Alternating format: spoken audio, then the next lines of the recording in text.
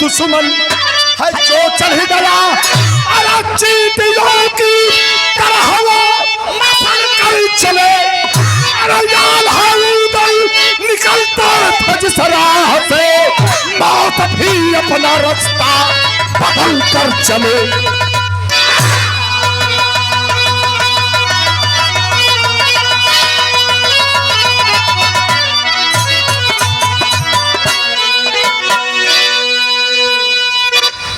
बिरताई बाजार में नहीं दिखाले, जोर बाजार में दिखाला बढ़िया खा लेबा जोर हो जाई, लेकिन बिरताई जो न हो खुशी दुकान पर जेबू कह देबू कि 10 रुपया की बिरताई दे न मिली।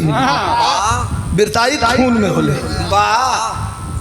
कितना बढ़िया लाइन कभी लिखत होवन कि आल्हा उदल निकलते थे जिस राह से, मौत भी उनका रास्ता अपना रास्ता बदल कर चले।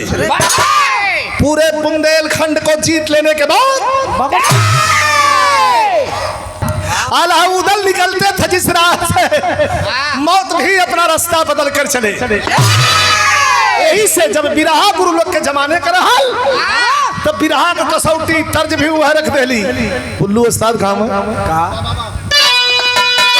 कि पंजाब के बोतल में, पंजाब के बोतल में कश्मीर का पानी है।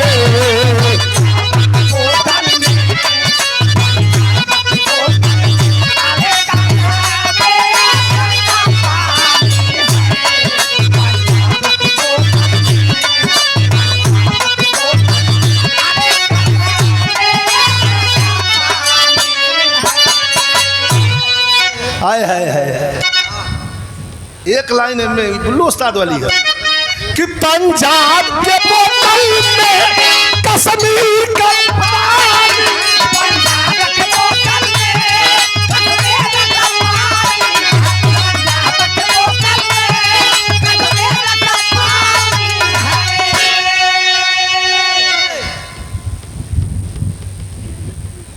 लाइन हो कि कश्मीर का पानी है।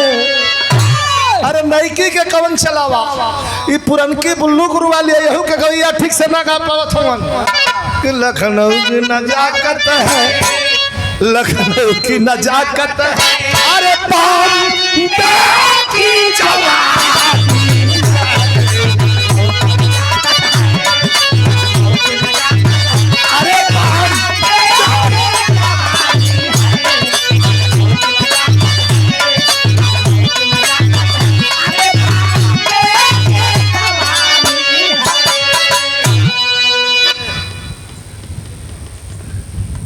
नौवे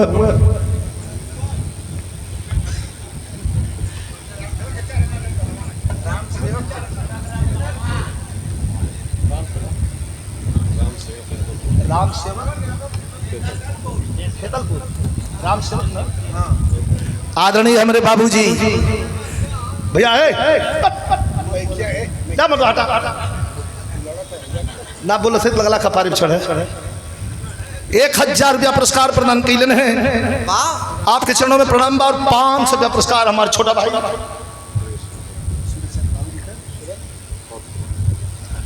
और देखें हमारे प्रधान जी के पौत्र हैं सुरेश यादव जी, आपके द्वारा 500 पुरस्कार। लेकिन बिरहा पे आजा अभी कथन की जनसाली जवानों बतौली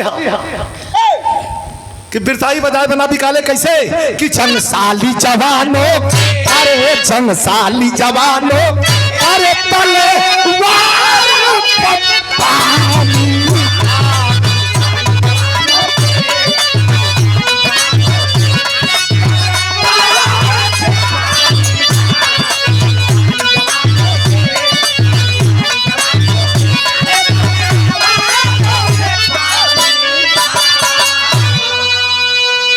जनसाली जवानों के तलवार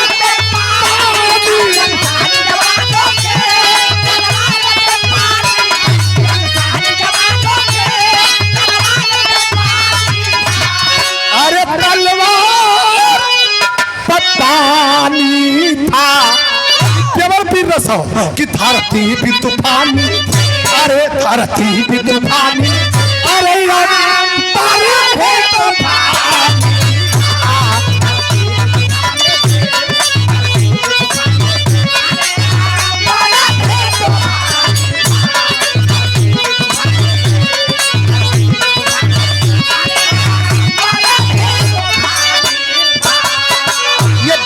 पर हमारे प्रधान जी मनोज प्रधान जी कनेरी की धरती से 2000 रुपया पुरस्कार। एक बार ताली बजेगी सही भाई। ये बिरहवा इसे ना जम देखा जब ले आप लोग ना बैठे ना तो हम फिर मेरे लिए कि इकट्ठे जन तो गा के महाभारत भारत छोड़ देंगे। बच्ची अपन गाई लेकिन जब तोलों के देखा देखा नहीं कहा लड़वैया के देख के लड़वैया तो फर्क लगा। हम कले के तब हो जा भैया हिल ना हो। देखा विराह कसौटी है कि 4 लाइन का नहीं सुना ऐसा लिखा तो कभी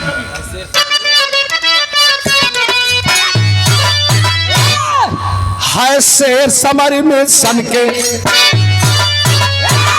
हाय शेर समर में सन के जब खन का खूनी खंजर, हाय शेर समर में सन के जब खन का खूनी खंजर, कर जाए नजर में जो भी आ जाए मौत का मंजर। कहानी शुरू हो गई। दरबार लगल मोहबे में, दरबार लगल मोहबे में बैठे आल्हा मतवाला, दरबार लगल मोहबे में बैठे आल्हा मतवाला, उदल मल खान विराज हैठन में सैयद ताला।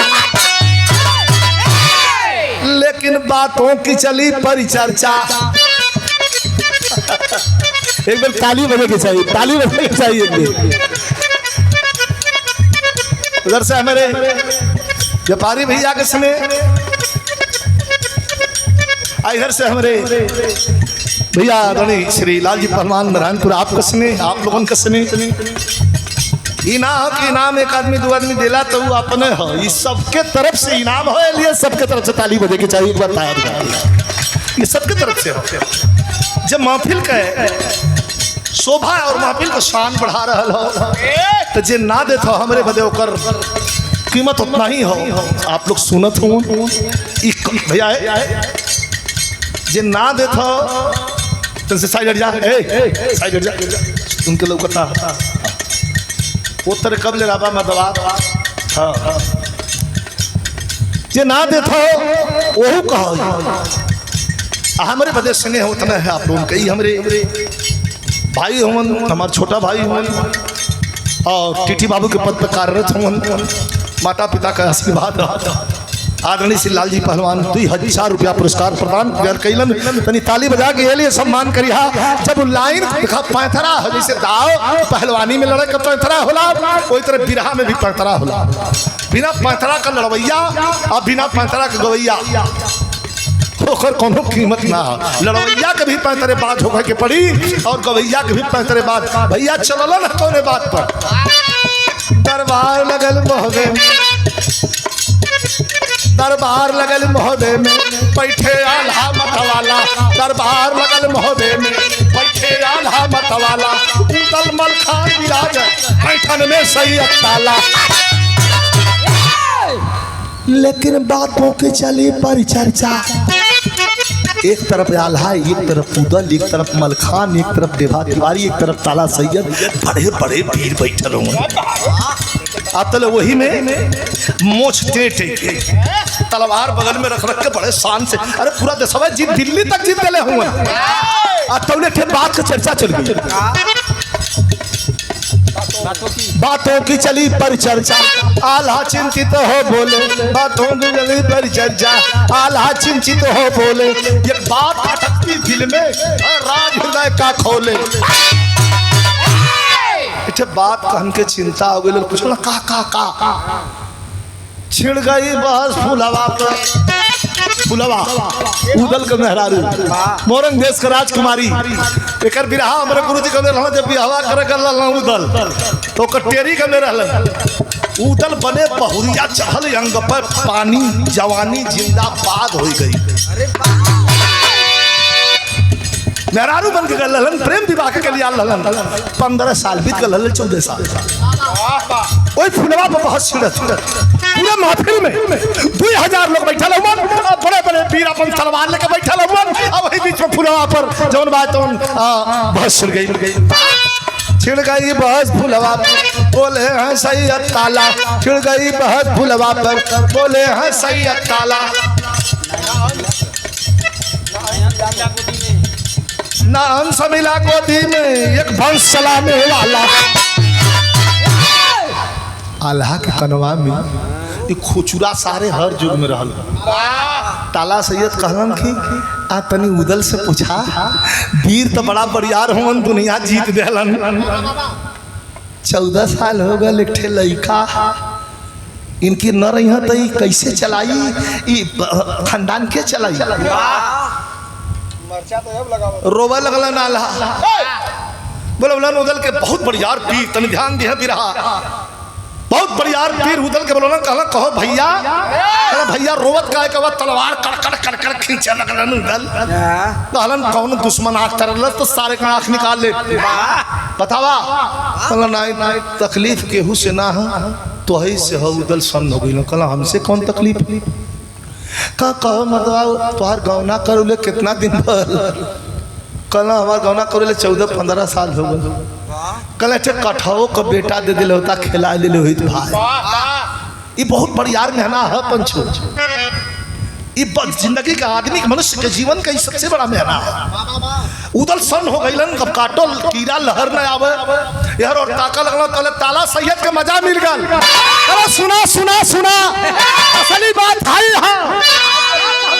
कि हाय कोई कमी फुलवा में, हाय कोई कमी फुलवा में, क्या उदल की ना मर्दी है ना मर्दी। हाँ या तो फुलवा में कमी हुई ना तो उदल ना मर्द हुई है।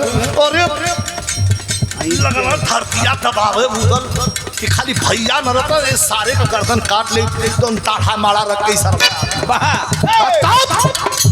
कहा है कोई कमी फुलवा में, क्या उदल की ना मर्दी है कोई कमी फुलवा में, क्या उदल की ना मर्दी। उदल फुलवा के साथ है हम सबकी है हम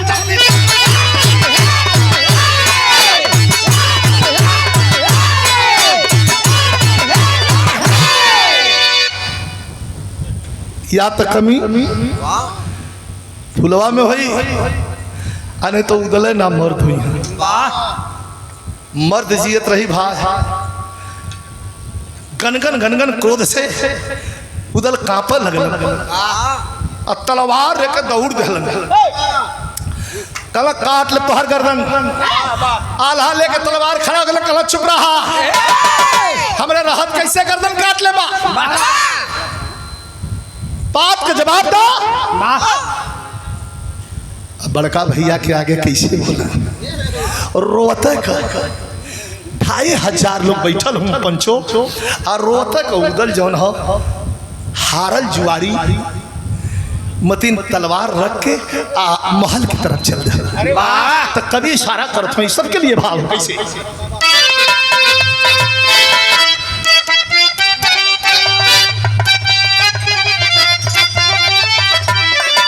सबके लिए लाइन हो कि खंजरिया पेगा, अरे खंजरिया पेगा से भी बढ़ के देव है, खंजरिया पेगा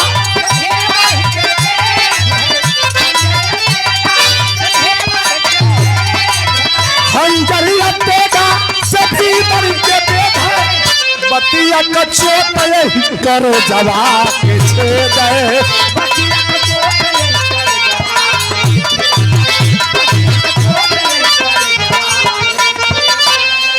आदरणीय श्री रामधारी यादव जी आपके प्रणाम बा। घरे आ गई हेलो सही अपने के संभाल ना पौला। आदमी जब संश्लेष हो जाला तो दिमाग ब्रेक ले लेला। उदल का कैलन, अरे खुद के उदल नहीं सकले संभालू बना के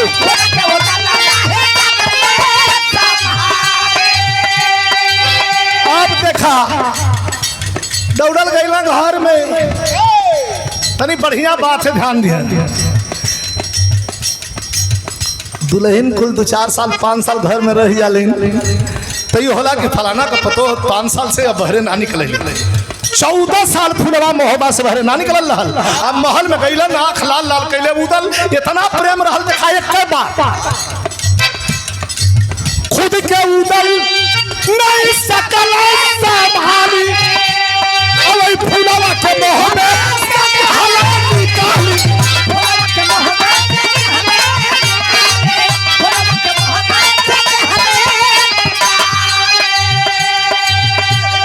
अरे मेहनत बतिया बतिया बतिया मेहनत बतिया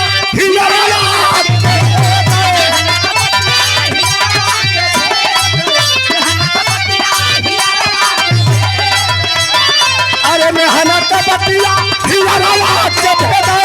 बतिया के चोट कर के छेद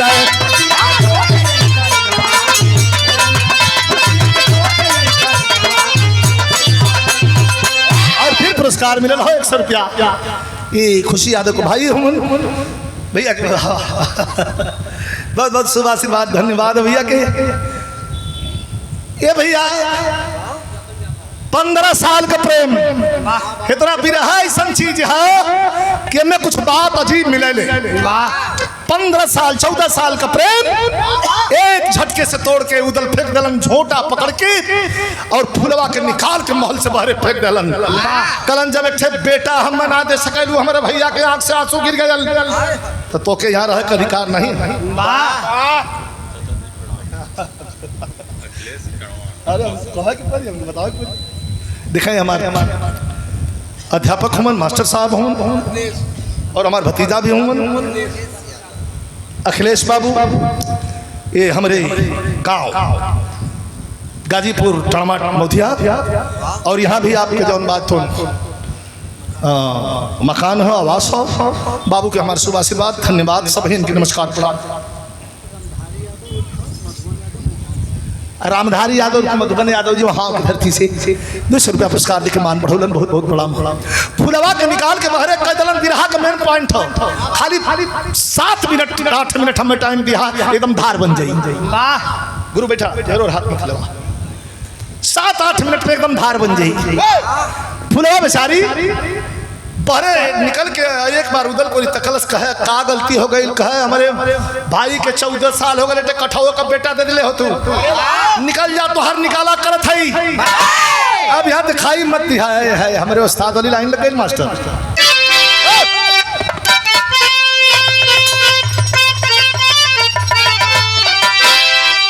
हमारे गुरु जी काम है कि चढ़ाता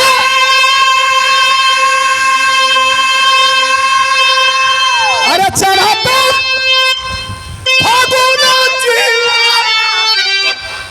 जारी गई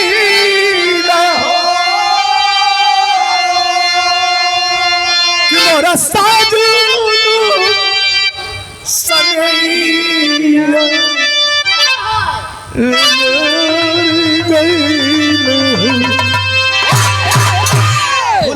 खड़ी हो यार रास्ता है यार महल है लेकिन उदल कहलन तलवार निकल जाई तो खून ले तो अगर तोहर मुंह ना देखल चाहत है अरे तरह केहू मेरा से खुशी आला फुलवा के आंख से आंसू कल हम गलती कोनो ना कैली बेटा बेटी हमारे हाथ में आ ये तो भगवान कहलन ना निकला यहाँ से तो आप भगाई दूसर ब्याह करा भैया के भतीजा चाहिए तो दे देते आई ताला सैयद हम ललकारत हूँ कि ना मर्द है हम तोरे चलते हमारा मर्द बनावल जाता फुलवा चलल कैसे मास्टर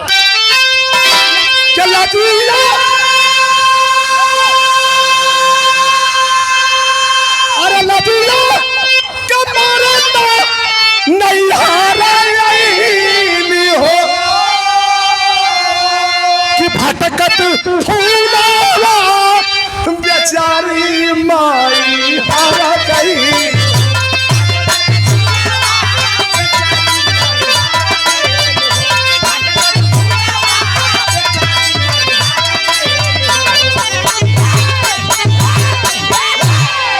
जाए के नैहर आ गई माई मैहर के धाम पर आखिरी सीढ़ी चढ़त चढ़त वही सीढ़ी पर बेहोश हो गई। पुजारी बाबा के खबर गई कि इतनी सुंदर औरत, कल कितनी सुंदर, कल ओकरे सोनवा का गहनवा, ओकरे गोरैया के अगवा फीका, ये धरती का नहीं लगल, इतनी सुंदर फूलवा एक फूल से तौलात रहल हो। पुजारी बाबा दौड़लन, पानी का छिट्टा मरलन, पूछलन का नाम है तुम्हारी बिटिया? कहे ना पता। कह तुम्हार मालिक के हो? मांग में सिंदूर लौका था। कहे नहीं पता। कह तुम्हार वतन कहाँ हो? रोवे लगल फुलवा, कहलस कि नहीं पता। पुजारी बाबा कहला रोवा मत, हमार बहन चाहे हमार बेटी बन के यही जरा तब मई हर कहे कहियो न कहियो तोरे परिवार के लोग यहाँ तो ले जाइ माई के दरबार हो, दो ठे टिक्कर लगावा, हमहू खाई आ तू खा, चुपचाप माई के सेवा करा, कहीं कहूँ शिकायत मत करा। फुलवा के बात मन में उतर गई कि ठीक कहते हैं। तो मई हर कहे पुजारी बाबा अरे देहल न शहरनिया, कल कि हमारे यहाँ रही के बितावा जिंदगनी रसउजरा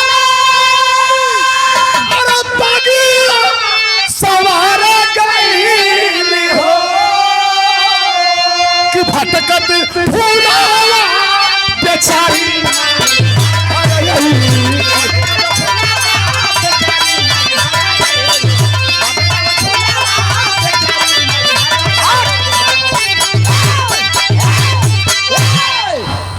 वही अपन रह लगल, सेवा करे लगल, माई के मंदिर धोवे लगल।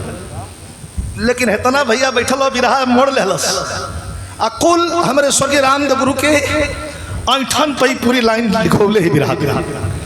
तब कभी कहत हूँ देखा कैसे हो,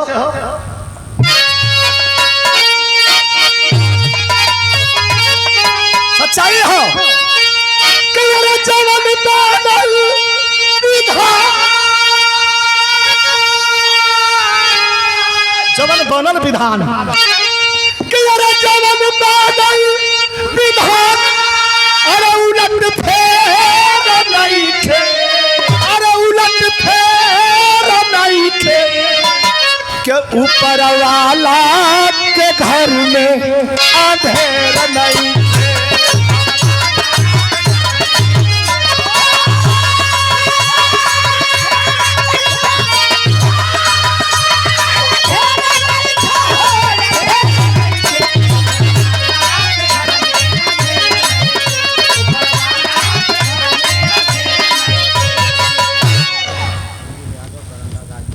करंडा क्षेत्र गाजीपुर शहीदी धरती अनिल यादव जी 200 रुपया पुरस्कार प्रदान कर रहे हैं भैया के शुभ आशीर्वाद, धन्यवाद।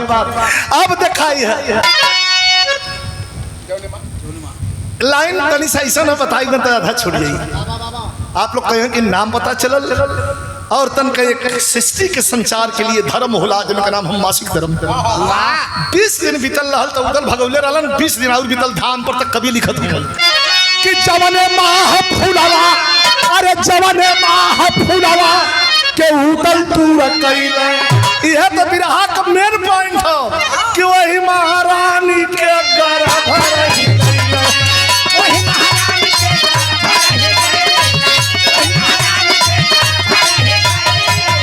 तब कभी के लेखनी करवा के चलल कि माई के दूध, अरे माई के दूध से न बढ़ के दवाई, बेटा पिया तब या सरऊ देखा।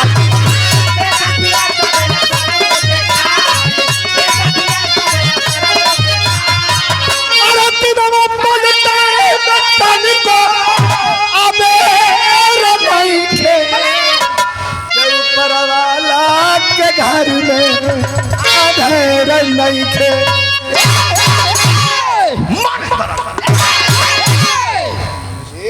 लाल अरे हम सुने देबा हमार दादा करला कि हम कल तो तू कला कि एक बेरा मत तू काहे पीछे पारी परा ये मरवावा लोगन हम चली नीचे। हमारे प्रधान जी पनेरी के धरती से हमारे मनोज प्रधान जी 1000 रुपया प्रदान कैलन है। अब दिखाई है वही है सोई जो राम रची रखा, ये होनी रहल फुलवा के पता चल गल कि हमारे स्वामी का निशानी हमरे कोख में पलत हो। एक बार मन कह कि चल चली का फिर रोबे लगल, कहे ना जाब, इतना बेइज्जत करके हम भगोले हूँ यार, मजा न जा। लेकिन जब 1 महीना 2 महीना 3 महीना 4 महीना 9वां महीना जब आयल हो फुलवा कोई धाम पर मास्टर, तो तर्ज बदल गई हो।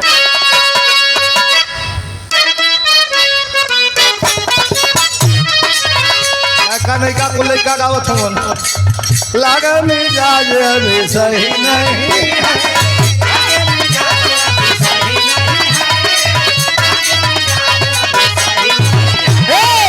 महल आई तो दही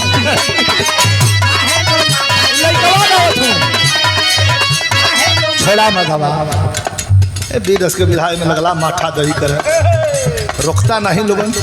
आई देखा फुलवा का बेटा जब भई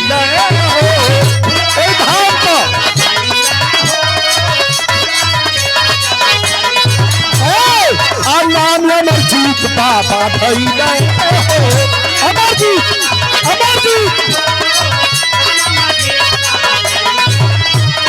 अरे जोश का पारा चल के बोले लागल बा, अरे बोले लागल बा, जोश का पारा चल के बोले लागल बा, अरे बोले लागल बा। जवनिया मरमर, अरे जवनिया मरमर, अरे जवनिया मरमर मरमर।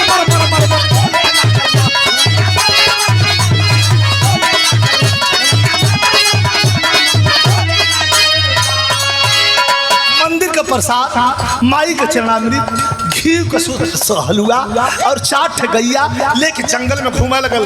1 बरस 2 बरस 3 बरस 4 बरस ना 19वां पार कर गल। जवानी तो अपन रूप दिखावे लगल, इतनी जोर है देखा, रियाज में सुन दिखाया जाने। गैया का दूध पिए लगल, प्रसाद खाए लगल, रियाज मारे लगल, इतनी करे पल हो गयल कि अब तक पेड़वा में लड़े लगल। पचैया नक्शाई था, पचैया नक्शात रहे आवत रहल तौले। एक दिन भैया हट जा जैसे, ए भैया देखा हो तवने ही घरिया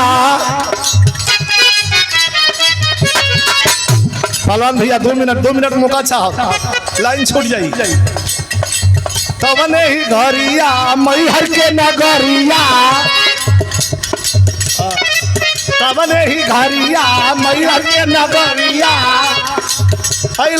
लाए काहे माई को पूजा करे खातिर नीचे अखाड़ा रहल। पान के लंगोटा जंगिया आल्हा बहुत बड़ा लड़ोइया न रहल। उदल मलखान परमाल ताला सैयद टेभा तिवारी 5 जने के लड़ा के निकाल दे आल्हा, इतनी ताकत रहल। जब पान के लंगोटा जंगिया ऊपर याद ठोक के मारल लगलन, जय माई शारदा हनुमान जी के नाम देवे लगलन। चले बगलिया में लड़कवा मरजीत फुलवा के लड़कवा रियाज मरले बा, पसीना से भीजले हो जमीन। इनके ईर्ष्या होखे लगल। हे सारे को देखा, अरे बता ना है हमारा है का घर रे तो बड़ा भल का मतलब कैसन बोलत हुआ तू? तनी बढ़िया से बोला। तोर बनिहार है का करे बड़ा रियाज मारत हुए आल्हा कहूं, बड़ा रियाज मारत हुए आओ तो जोर करा देई। एकवा कहले अकेले आल हुआ कि आउ केहू ह संगी, कहना अकेले है कह मत लड़ा, कहे काहे कहे पटक दे, कोई उठा के ले जाए वाला चाहिए। आल्हा कहला अरे अरे अरे एकर देखा गब्बर को गरमाया लगल बा। तवने ही घरिया मैहर के नगरिया, अइले आधाए काहे अखाड़े पर भेटी अमरजीत से भइल बा, अखाड़े पर भेटी अमरजीत से भइल हलकल करे जा धक्का धक। आ लड़ले हाथ में डाल भाई ना ओके पता है कि हमार बड़का बाबू हुआ, ना इनके पता है कि हमार भतीजा है उधर करी का। माँ कर माँ के दोनों खड़ा हो गए केहू ना जंगल में 4 गैया चलत है, पेड़ पौधा और पक्षी कलरव कर रहा हूँ। हाथ में डाल भाई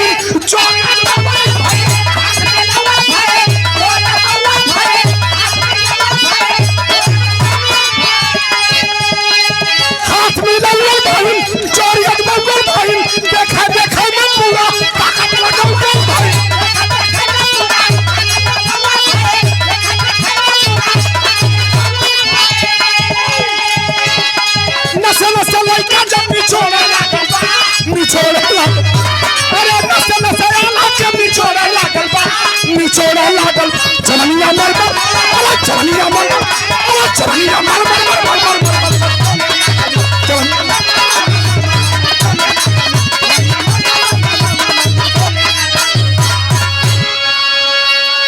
चढ़ता, देखा गलती कैलन, आल्हा चढ़ता उठा के हाथ 1 क्विंटल का हाथ नरम लड़का 20 साल का, और यो गर्दन पर मरलन छौड़िया के हो दे चल गए। कह रे मर्दवा, कहो चचा कांटा लड़त हुआ का यार, हम बचावत, हम तुम्हें बचावत, हम तुम्हें बचावत है, ककल ने बचाओ मत आओ। घूम के हरिया से आल चलाक लड़का, आला के बाया हथवा से अखिया पे तर झोकलस, आखिया जब नहीं मुनाइल तो ले मच के ऐसा हाथ आला के मरलस, फक दो माटी उठा लेना यार। और ताकल लगना के रे सरवा कोनो देखत ना ना रे, हम आला है। 1000 रुपया पुरस्कार प्रदान कैलन है हमारे भैया अंतर्राष्ट्रीय पहलवान भी और मौलसराय में टीटू बाबू के पद पर कार्यरत नारायणपुर से आदरणीय श्री लालजी यादव भैया के द्वारा बहुत बहुत प्रणाम। आल्हा उठ के खड़ा बने तो माघ बबूला हो महाराज अब ही मन में बना लन कि जियत न छोड़ा, लड़कवा कलर चला हो, दाल भात हो शाम के गप्ते निकल जाए आवा लड़ा। लेकिन दिखाई ऐसा गीत है कि कब कमन धोन हिट हो जाई तो ठीक ना। बचपन में हमारे गुरुजी लोग गावत रहन, आई के हमन फिल्म में लगैली लालजी भैया, बॉर्डर फिल्म हमारा वाले जन्म में थे फौजी का किरदार हम निभौले, उनमें गीत रहल कि माई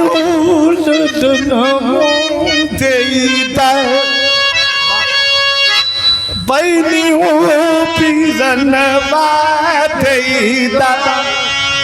अब एक राजन जी महाराज गा दे, राजन जी महाराज के गैलन तक रूप छिन जो, राजा जी खजनवा देदा, रानी जी रतनवा देदा, बाजी ना मजीरा तबले जबले सोनवा का गहनवा देदा। लेकिन अल्हा ऊट के करमैलन कला अब देखा पैंथरा हो लगी कुश्ती हो थे, अरे तब मुट्ठी एक तरफ से लड़का हो आयन 20 साल का फुलवा का लड़का, अमरजीत दूसरे तरफ आल्हा 50 पार 55 60 तो ले मुट्ठी मुट्ठी जब की भी चले आल्हा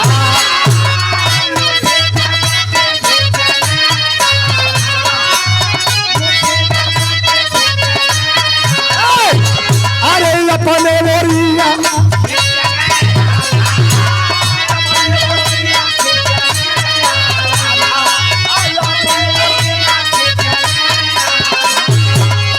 पहले जनायल जैसे देखे में जनायल जैसे चला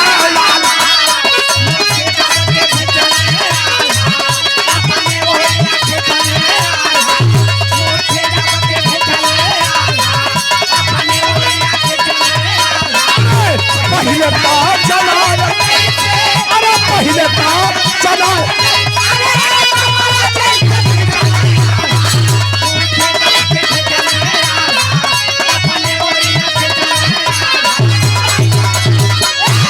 गरम हो तब कि जब लड़ा कुश्ती होवे लगे तब या लड़का पर कभी लिखत हमन कि भड़कल बारूद जैसे अरे अल पहाड़ ऊपर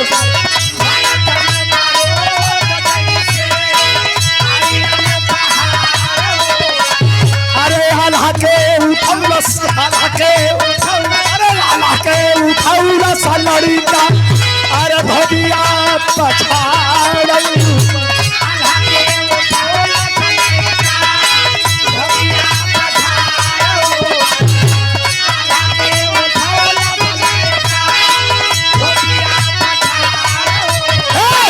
अरे शंका शंका से घिरल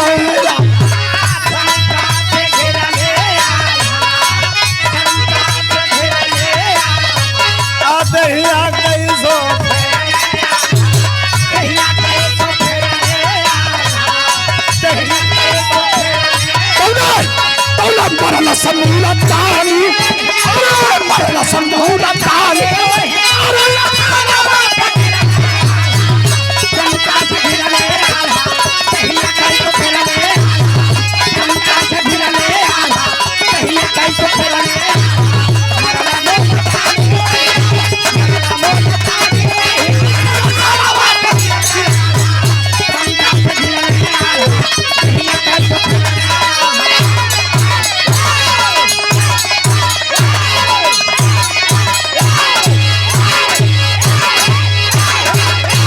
कि भैया वो लोग लड़त हूँ तो हम लोग कैसे घर मांगिला। और फिर पुरस्कार एक कोनो गिनती नहीं है, हजारों रुपया।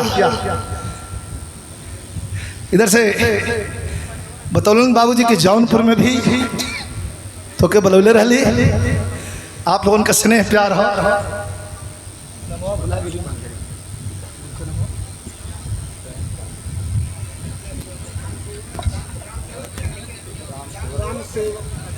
आदरणीय हमारे शिक्षा राम सुरक्षा खेतनपुर से और हजारों रुपया पुरस्कार हमारे भैया अंतर्राष्ट्रीय पहलवान लाल जी पहलवान जो टीटी बाबू पत्रकार कोई परिचय का मोहताज नहीं।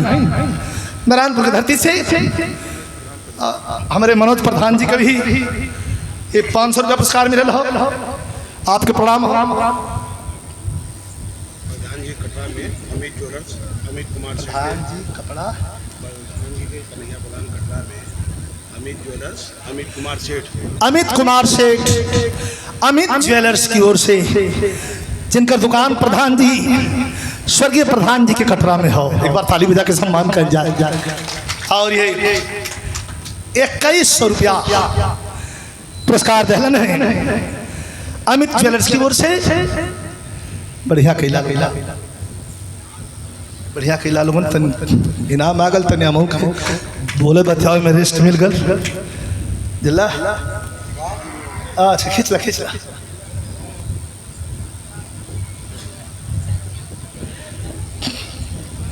दिखाई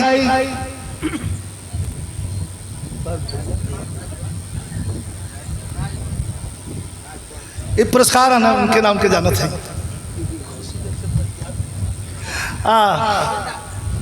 गोविंदा ये देखा अच्छा एक जने और ये ना तो करो हमारे पुरस्कार प्रदान कैलन है हमारे ढोलक वादक बहुत अच्छा हमारे छोटा भाई हूँ बुढ़ाडी जमनिया क्षेत्र से जो ये जब खुशी गावल गई ना हमसे पूछलन गुरु जी हमारे बड़े आदेश हमका बस चुपचाप लड़की किसी में रहा। बहुत अच्छा बच्ची गा रही है, आप लोगों को भी धन्यवाद हो। तो हम तो यही बदल तैयार है कि पहरेदार बन के तैयार है कि कोनो चोरी चपाटी न हो पावे में बिराह खड़ी रही। अपने चेला कुल हमारे कम से कम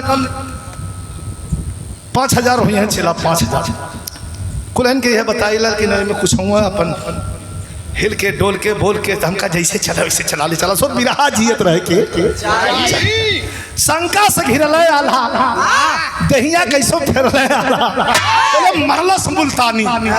देखा भैया यहाँ तो पहलवान भैया बैठल वहाँ में तो न जानी ला कि दाव पर अगर चढ़ गल तो साढ़ भैंसा पटक ली आदमी। अगर दाव पर चढ़ छुच्छक तोहरे में दिन दाव लगाई तो मार के अपना चाकी उतार ली। दाव पर चढ़ गई नाला मरलस मुल्तानी 80 अंश का कोण बना के गिरलन धरती पर चक दे।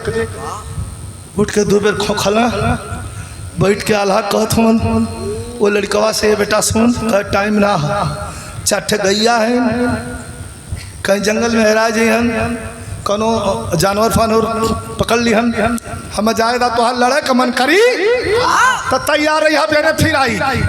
लेकिन एक बात अंगुरी दिखा के कहलस मास्टर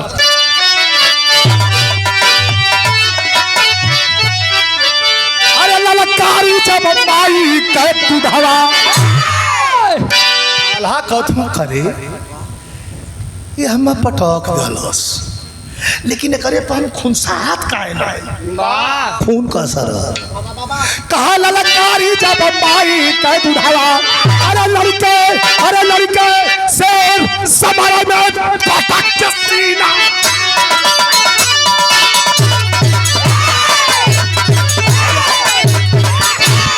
लड़के शेर समर में पटक के सीना फाड़ी अल्लाह टुकुर टुकुर खाली ताकत कल एक बात बता दे भाई अपन हाली हाली लगल गमछा फमछा बांध है तो उमर गैया भगल में बतावा लेकिन काला पूछे तो मास्टर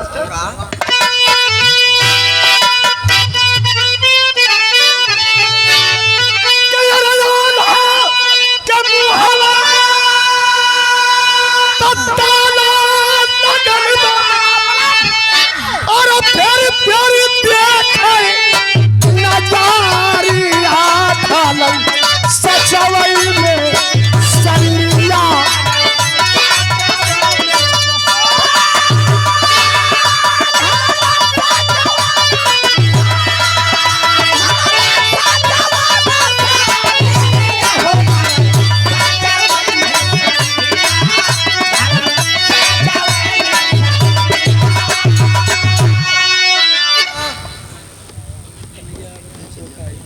का नाम है? वाह वाह, रमेश यादव एयरफोर्स के नौजवान हुआ। हमारे स्वर्गीय बाबूजी कन्हैया यादव प्रधान जी के परपौत्र हुआ, पोता हूँ। एक बार ताली बजा के आप लोग सम्मान कर दें बाबू के। हमारे सुबासी बात दिखाए में ना लगा थोड़ा मतवा बोली पानी पियाओ तो हम ना जल्दी है।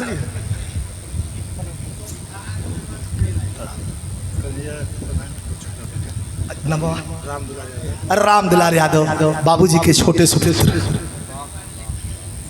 राम दुलार यादव जी बाबूजी के छोटे सुपुत्र। आपके द्वारा एक महान से पुरस्कार कहाँ ढालल सचवा में सरी दिया। आल्हा के अखिया में आंसू भरा लपटका गल हुआ कहाँ के कर लाल हुआ करे के कर बेटा हुई कचुबरा था मर्दवा लगला बोल दिया तुझे के कर लाल हुआ कहाँ बावतनवा।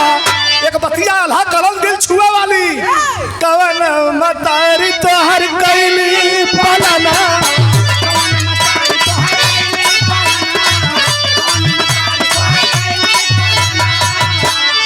क्या हुए हाथ इधर हिलौता कहे लड़ा के मन करी तो काला।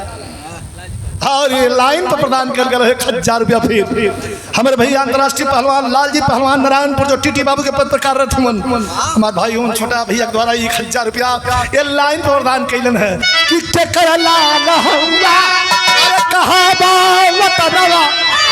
कवन मतारी तो हर कैली पलना।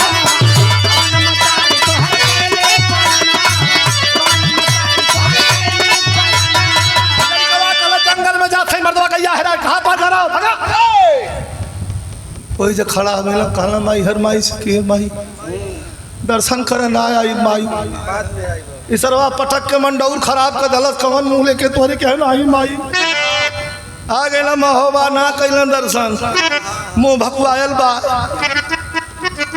उदल पूछना भैया कैसन मुहवा फुल्लल दर्शन कैला का भल अरे लिया गई आई के महोबा करे लगल चर्चा बकीना बतौला छुअवले मरचा।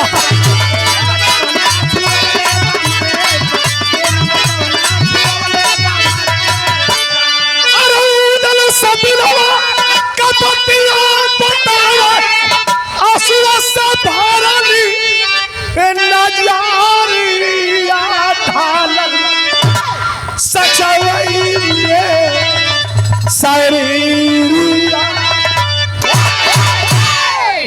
उदल भाई से भाई का छिपाई का कोनो मन में बात था कहा कई मैहर के खड़वा पर हम मेहनत करत रही।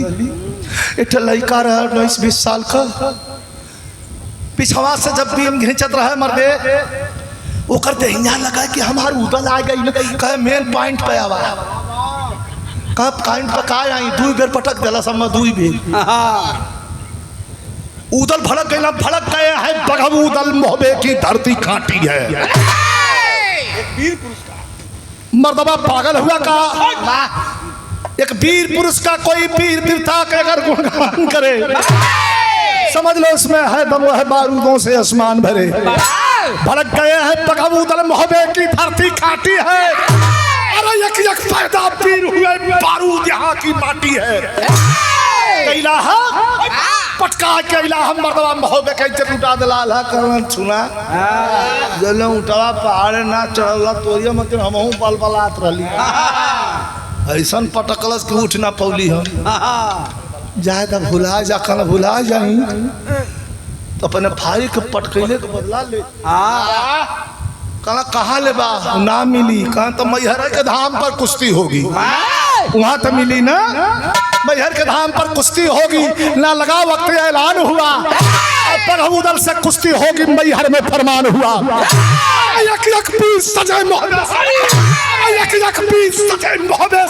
रण देखन रणधीर चले लंगोटा पान के फेटा सभी मोहबिया पीर चले। आय कोई मैहर के धाम पर पछैया के दिने लंगोटा गंगया बांध के लगना लोग देह गरमावे केहू तेल लगावत बा केहू खाना उहर बनावत बा एकदम उतर गल तंबू 55 किलो का आदमी मतवा आदमी जुटल हुआ उदल चढ़ा के लौटा जंगिया अखाड़े पर लगल दौड़ लगावे लगल। लाला भैया से पूछा भैया चिन्हा चिन्हा चिन्हा एमे लौका था कहाँ भाई का चिन्हा ओके हम देखता लमवा से चिन्ह जा चढ़ गला नजर पर ओके हम देखावा में आ तो 3-4 बजे गैयन के कहीं पेड़े उड़े के छाए हीरे के चुपरा मदवा पेकर ना हुआ लोग बांध के अब पगड़ी तहबन मरले वही अखाड़े पर चढ़ल फुलवा का लड़का चढ़ल अखाड़े पर फुलवा का लड़का आल्हा दौड़ के कहल कि भैया बस बस बस बस हाय हाय हाय हाय दौड़ के उतर गइल कला दादा सुनीला के हमरे भैया के पटक देले आ लड़ले लड़कवा कहलस कि दुइया भाई हुआ कि और हुआ एक आध जना और कहना ऐसे का मतलब कहे बोला ले आऊ नहू के ये ले देख ले नहीं तो हम हर 15 दिन पर तो हमसे लड़ब न जो हो के बोला ला अजुआ दिखा जा तुरंत भागल धाम पर बिहाने 10 बजे कुश्ती हुई एकदम मचल हल्ला बेटा लड़का लड़ी उदल से लड़ी उदल से लड़ी उदल से लड़ी आज जब गए धाम पर जाके फुलवा माई से कलश की माई कबो कुछ मंगली ना कहा मंगवा बेटा मांगा कब माई से आशीर्वाद दिवादा के घमंडी सरवा आल हो ओके भाई पटकले ले करे भैया वाके तो ले वो आगल ना पता कुल कहाँ कहूँगा आशीर्वाद दिवा देती माई तनी मैहर माई से सारे के पटक दे फुलवा इतना चरा बढ़ा के माई मैहर के आगे बैठा के अब माई से कहलस कि माई ये कुश्ती नहीं हो ये महोबा के इज्जत का सवाल हो माई भी कंफ्यूज है अरे निशवा जो ललकारत हो वो महोबा आई ऊपर हमर लइकवा आल तो इहो महोबा हो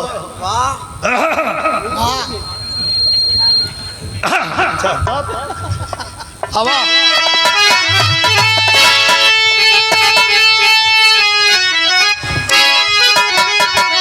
बिरहा बीर से हिले का मौका ना हो बस हर जगह ना हो यही जाओ बैठ जा तनी चढ़ जा राजा कैसे कैसे कहा लड़कवा फुलवा मैहर माई से कहत बा कि कुश्ती ना हो अरे कुश्ती ना इज्जत हो खानदानी पानी डूबी ना और रखा लाज मैहर का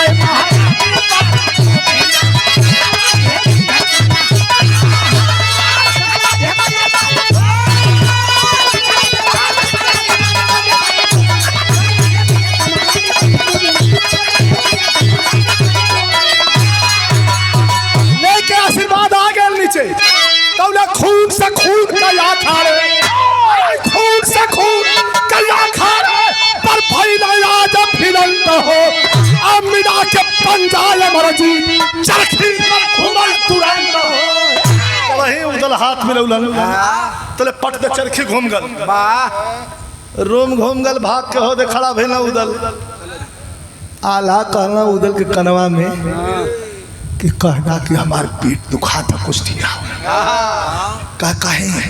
का जान बचावाई तो तुरंत पटकी हमसे ज्यादा तोरे पास सेंस ना हम ही ना लड़ाई ला तो तुरंत पटकी केउनिया से बड़का भैया आल्हा के इधर ठेल दे हटा मरदवा मरब चाहे आज मुआद के मरब हंसा थुमन उधर तौदा हंसला उधर अरे हंसला उधर करत पाए छलखानी पानी डूबीना और ये 1 मिनट में खत्म कहानी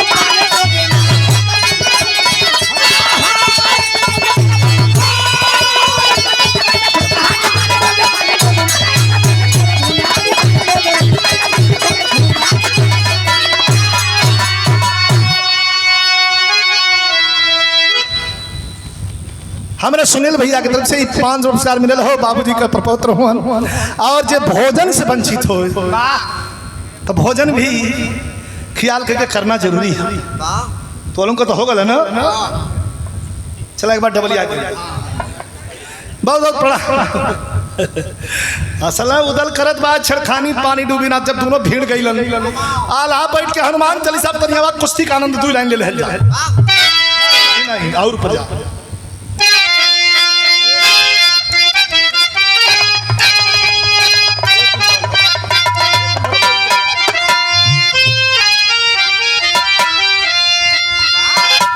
जब भीड़ गई तो कभी कहा था लगत कहा हमारे क्या खानपुर बेलहरी गाजीपुर खानपुर बेलहरी मोहम्मद हनीफ मास्टर कई आल्हा वाह वाह गाँव दोपहरिया में गड़ा कि मड़ई में बड़ा आग लग जाइए इतना चाँप के गाँव दोनों जना लेकिन उनका गायकी रहा दोनों जब भीड़ हुआ तो लोहा के लोहा जब काट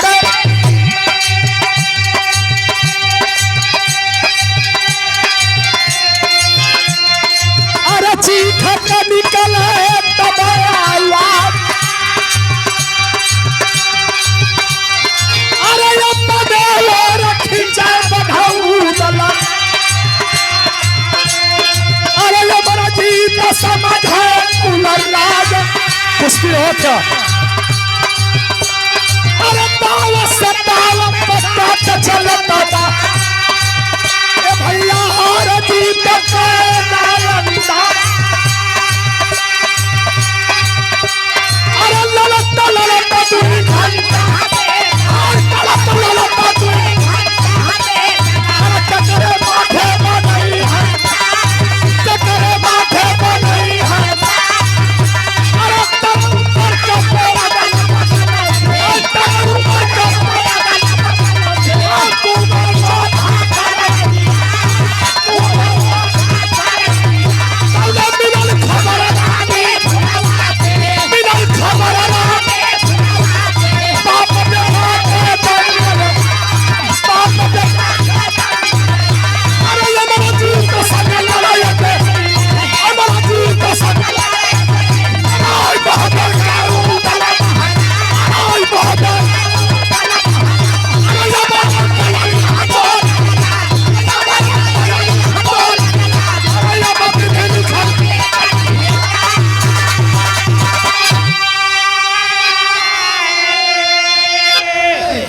अमरजीत संग लड़े जे दोनों लड़त हो 2 घंटा से ऊपर हो गल कुछ समझ में आवत नहीं बा ये भाव पर फिर 500 रुपया पुरस्कार हमारे अंतर्राष्ट्रीय पहलवान जो टीटी बाबू हम मुगलसराय में हमारे नारायणपुर से लाल जी यादव पहलवान भैया के तो मिलल हो भैया के प्रणाम बा एक आदमी नीचवा से ऊपर धमिया पर गयल बहुत मेन बात है तनी सुनिए 2-3 मिनट तो कहलस कि कहो तुहार लड़कवा फुलवा कहलस कि लड़ा गल कैसे लड़ा भेजले हो तो हंस के फुलवा कहलस कि आज तो ब्रह्मो से लड़ी तो फटक के आई ब्रह्मा से ना लड़ल हो लेकिन कलयुग के हनुमान से लड़ल हो फुलवा रुक गई कहा के कलयुग का हनुमान हो करे जा धड़क गल कलयुग का हनुमान तो हमरे स्वामी के लोग कहत रहन के हो कह अमरजीत संग लड़ाई जाइला मोहबे का उदल महाराज है चंद थरिया हाथ में जन पूजा करल छूट गई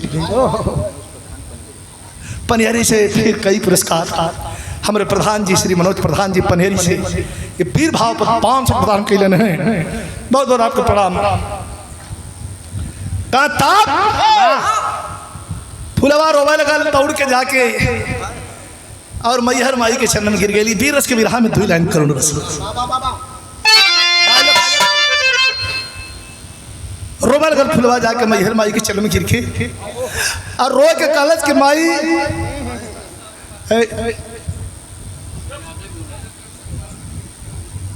हम जानत हैं तू गाँव में सबके समझाओ थोड़ा होला कुछ ऐसा कि गांव में खाली समझवाई कि उनके पास भीड़े है अपने कुछ न करी खाली समझाई है जो आदमी कामों करा वाला रही है उनके समझाओ ठीक है तब कितना बढ़िया भाव हो कैसे हो फुलवा रोवे लगल कब बेइज्जत करके महोबा से निकाल गई कुछ ना कहली माई के मूर्ति के सामने फुलवा रोवे बेइज्जत करके महोबा से निकाल गई कुछ ना कहली शिकायत ना कही अपन बेटा लेके जंगल में दिन बितौली तो उसे कौनो शिकवा गिला नहीं लेकिन आज जौने दोराहे पर हमके खड़ा कैले हो एक तरफ हमारे मांग को सिंदूर हो एक तरफ हमारा अचरा तो ही बतावा के कह दे कि जिताए दिया या के कह दे कि हरा दिया। हरा दिया।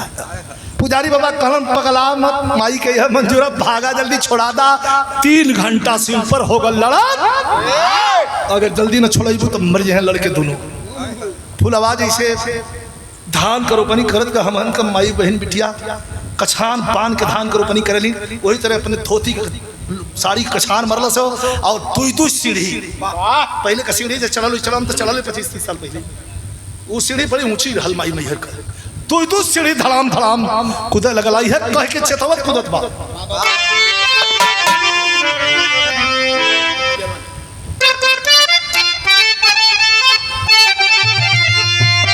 ये कह के दल कि काये मैहर वाली माई, काये मैहर वाली माई, कैलू कवन खेलवा।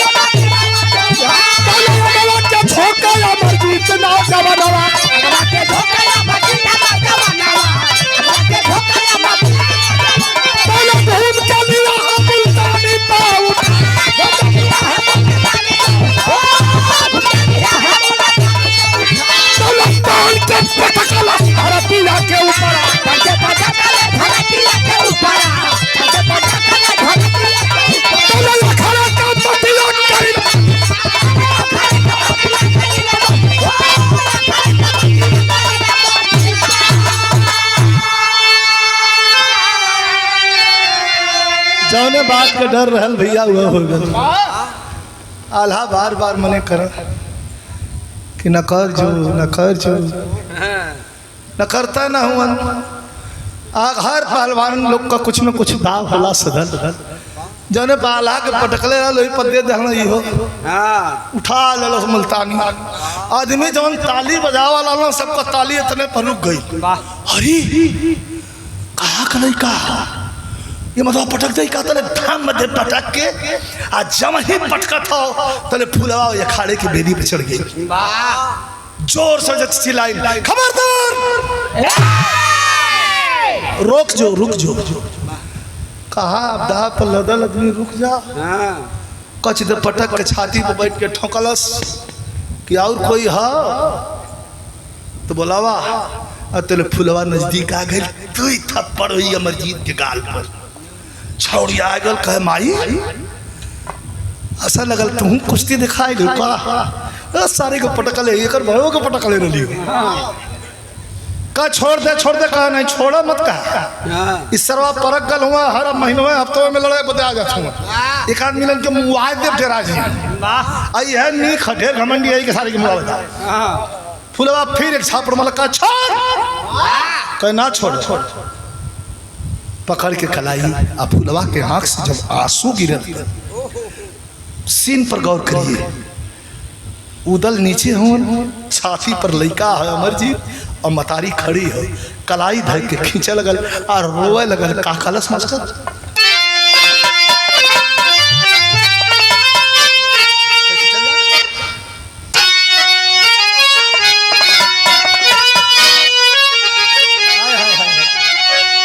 रोए लगल कि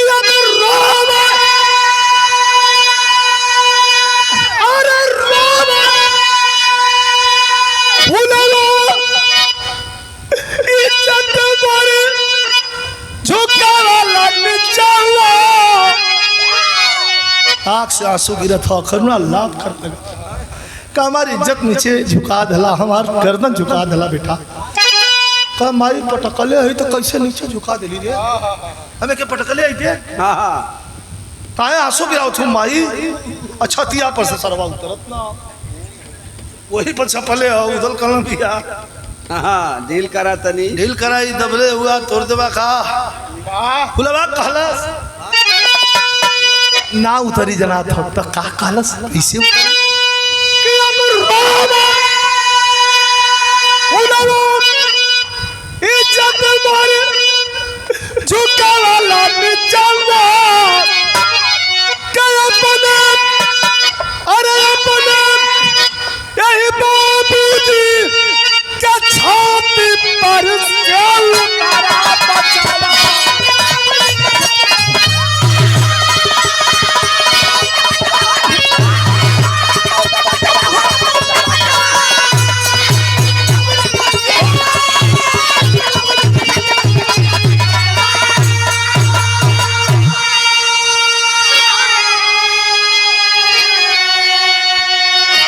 जब इतना कहलस कि अपने बाबूजी की छाती पर से उतरा बचवा, छटक के हाथ खड़ा बल कहे करे माई तू लाइन बिरहा और हो गौर करी करे माई ये बाबू हूँ रोवत फुलवा कहे हाँ भैया करे माई हाउ जो मेढ़िया के पिछावा लुकात हो ऊ के हूँ के अरे माई पर्दा करे लगल कहे तुहार बड़का बाबू हूँ भैया। दौड़ के धर लिया आला का छोड़ सारे तोर कोनो ठीक ना लगा देबे, तोर कोनो ठीक ना छोड़ सारे ऊ का जाने कि के हो। उदल खड़ा भेलन धूर झाड़ के पुरान प्रेम उमड़ गए, आंख में आंसू उदल के आगल कि हम तो गलती कैली तो हम हमारे गलती के जवाब गलती से दे लो, बुराई के जवाब बुराई नहीं होला, हम गलती कैली तू लौट के अइलू काहे ना। कभी हवा कह के अच्छा लड़कवा पैदा कैला कहूँ तो हम गुस्सा में कहले काम भगा के नींद राती के लगल कहाँ कहियो न सुतल है। हाँ कुल गुस्सा में कहता हम परिचय दे देंगे। अमरजीत के गटुआ धर के फुलवा लिया के उदल के हथवा में रख के कहलस का कि जवान हमर चुनल सजनवा वही माँ कोठी में पड़ल है सुतनवा।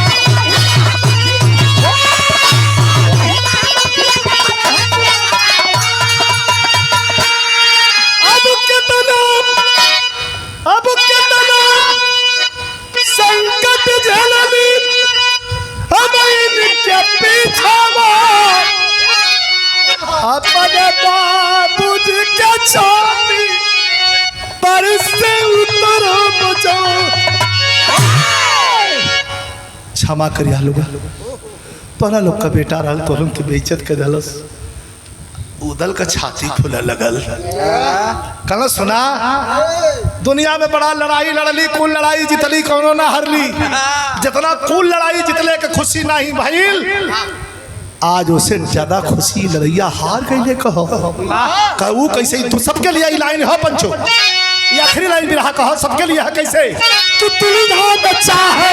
दुनिया में चाहे क्या दुनिया में चाहे हर एक बाप समझदार हो अब बेटा वो घर निकले वो शानदार हो। दुनिया में हर पिता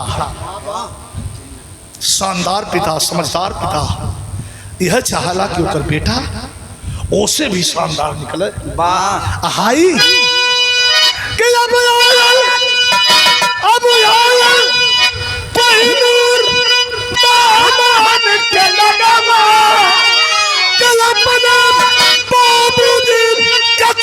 पीपर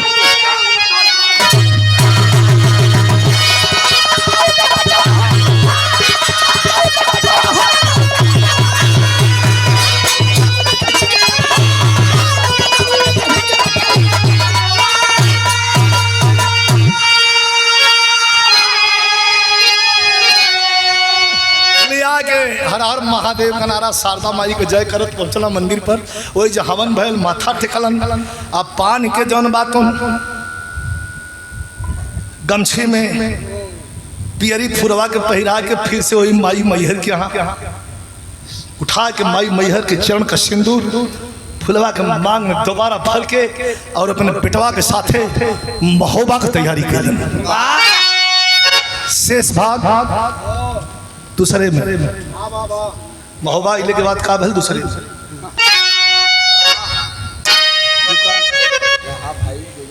खाली महोबा आवत हो थोड़ा यह भी आ जाए।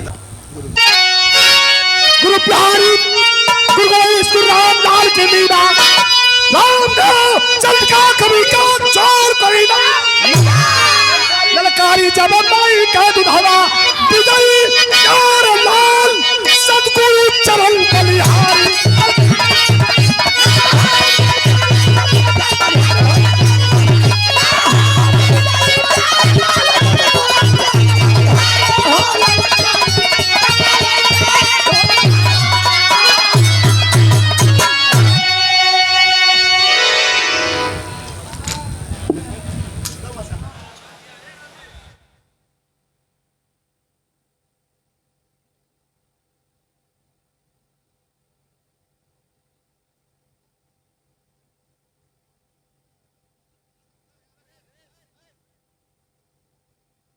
दुपिया में सुबह तो चर्चा हुई एक भी देखा